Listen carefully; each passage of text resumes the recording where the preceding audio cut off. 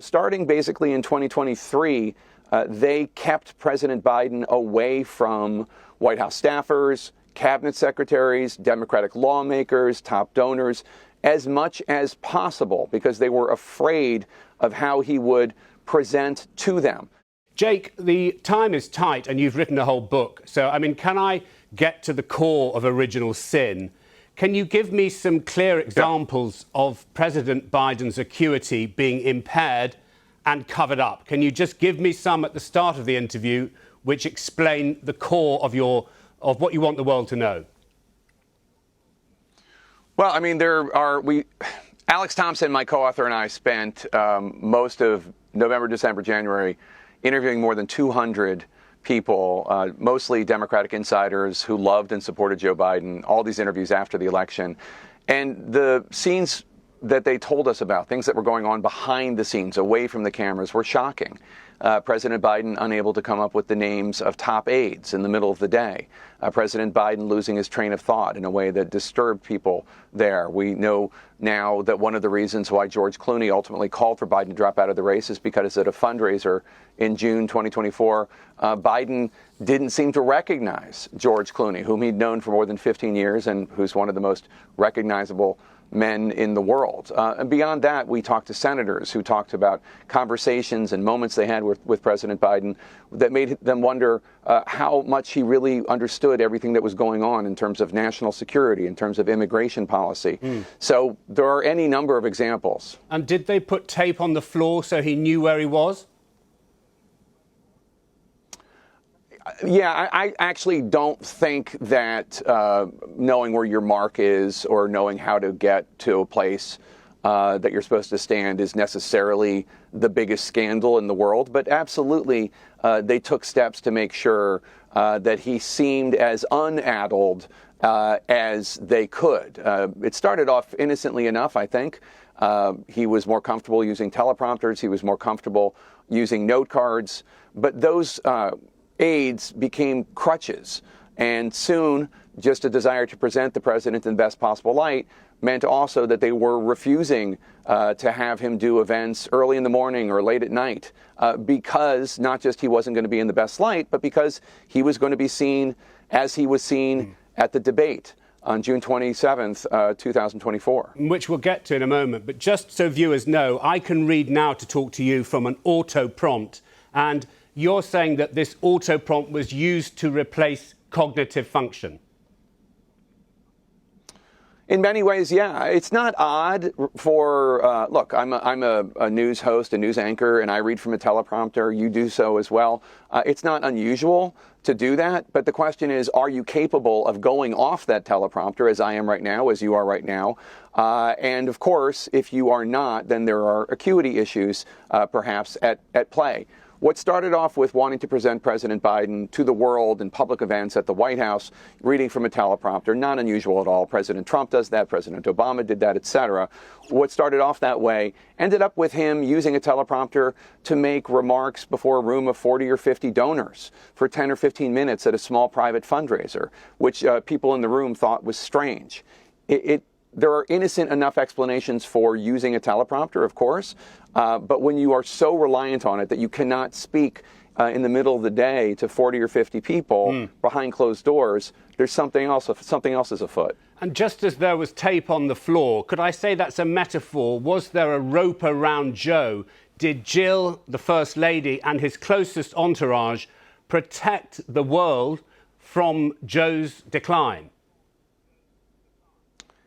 Yeah, I mean, they safely ensconced and sequestered him from eyes as much as possible, not just from the public, we should note, not just in terms of lying to the media about his acuity behind closed doors, but also starting basically in 2023, they kept President Biden away from White House staffers, cabinet secretaries, Democratic lawmakers, top donors, as much as possible because they were afraid of how he would present to them. We talked to one White House staffer who resigned because they were just so appalled at Biden running for re-election, and also so appalled at the degree to which they were, and by they I mean his top aides and his family members, and honestly to a degree himself, were hiding him from the public and hiding him from even White House staff. So is it a claim of your book that if you're a senior Democrat, you either lied or were lied to sometime around 23, 24?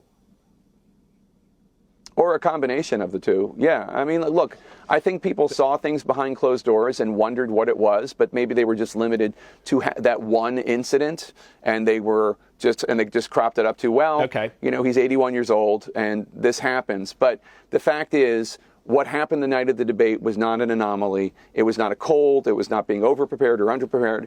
It was the natural result of an 81-year-old man who had been faltering, who had been having non-functioning moments, losing his train of thought, forgetting the names of top aides, and it was just the natural result of that person who had been increasingly showing himself, this non-functioning Biden, for quite some time. So that takes us to June the 27th, the debate. You were co-moderator, Jake Tapper. What did you think when he couldn't speak? I was stunned. I mean, I knew he had been aging. We had all seen the clips. We had all seen the moments of tripping or fumbling around or gaffes or miscommunications or more uncomfortable moments.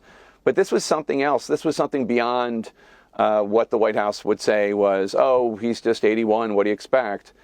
This was a lack of acuity. Did you pass notes? We had iPads so that we could communicate. Did you pass notes? Yeah. Go ahead. We had iPads, so that we could communicate with the control room. And I recommend it, by the way. And I wrote in that first answer where he lost his train of thought and said, we finally beat Medicare.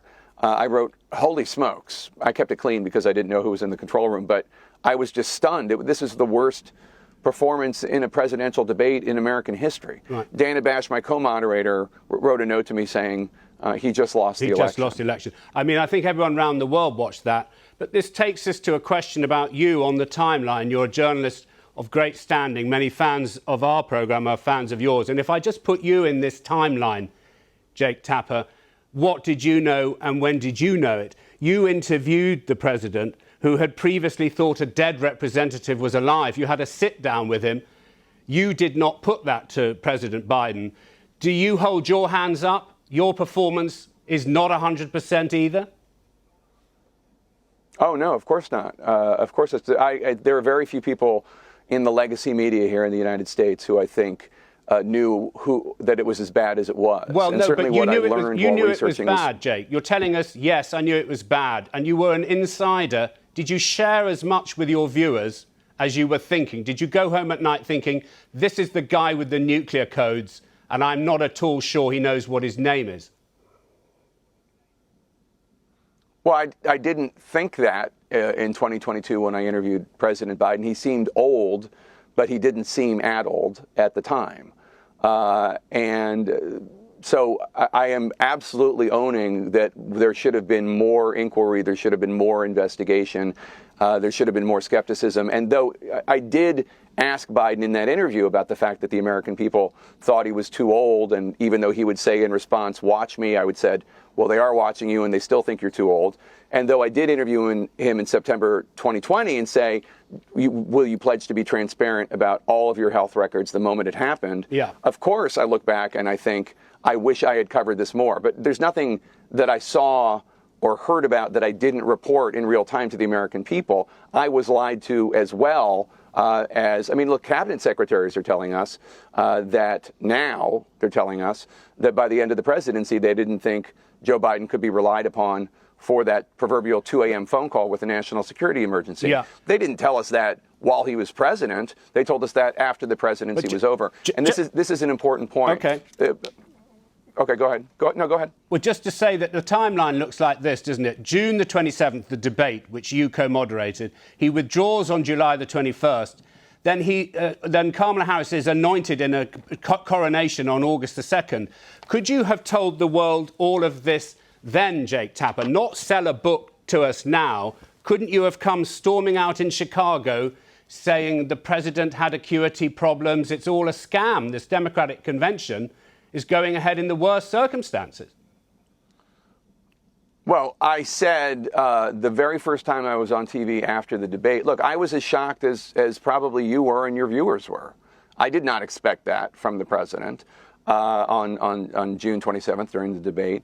And I came out the next day I was on TV, so that was a Thursday, I was off Friday, came out on Monday, and I was very aggressive because the Democrats at that time were saying, oh, it was just a bad cold, it was just one night, don't make it a big deal. And I came out that day and said, and quoted Orwell, and said that, you know, look at what's now I'm forgetting the quote. I'm having my own senior moment. But, you know, how difficult it is to see the truth in front of your face. And they are lying to you. They are lying to you. We all saw what we saw. Yeah. Your question, how much of the book did I know before the election is almost none of it. Okay. Almost none of it. Okay. And, it's an answer. Alex Thompson, my co-author, and I. No, it's an answer, Okay. Jake. And with time being tight, it's just that we've now got to this position where with this aggressive cancer diagnosis, you're selling a book. And one of your own contributors, David Axelrod, has said it's time to leave Joe alone, just as you're trying to sell a book. Do you think you should listen to David Axelrod, who wants you to set aside the stuff about non-functioning Joe? Well, he said that the conversation about President Biden's acuity should be muted, is I think what he actually said. And I actually disagree. I mean, while obviously we all send our thoughts and prayers and best wishes to the Biden family about his prostate cancer diagnosis, I think that the issues raised by this book about the need for transparency in health when it comes to presidents and top officials, about the need for a reckoning of what happened in the Biden campaign and the Biden White House and how they lied to not just the American people, not just to the news media, but to the fellow Democrats. I think that's a conversation that needs to happen. And if we don't do it now, when are we going to do it? One of the other messages from your book appears to be that the Democrats were so interested in defeating Trump too that they protected the Americans from what was happening to the 46th president. And I wonder, can I ask you finally, do you think there's a read across to questions that will emerge about the 47th president's mental acuity? Will this book assist the neutral American, if that exists anymore, in joining the dots for how Donald Trump speaks in the next 4 years? I think the issues with Donald Trump have more to do with his personality than they do with acuity. And that's a separate issue. We covered a lot of that during the first term. I mean, there's a cover story in the Atlantic magazine, I think, accusing him of having malignant narcissistic disorder or something. It's not as though these subjects have been unbroached in the United States or by the news media.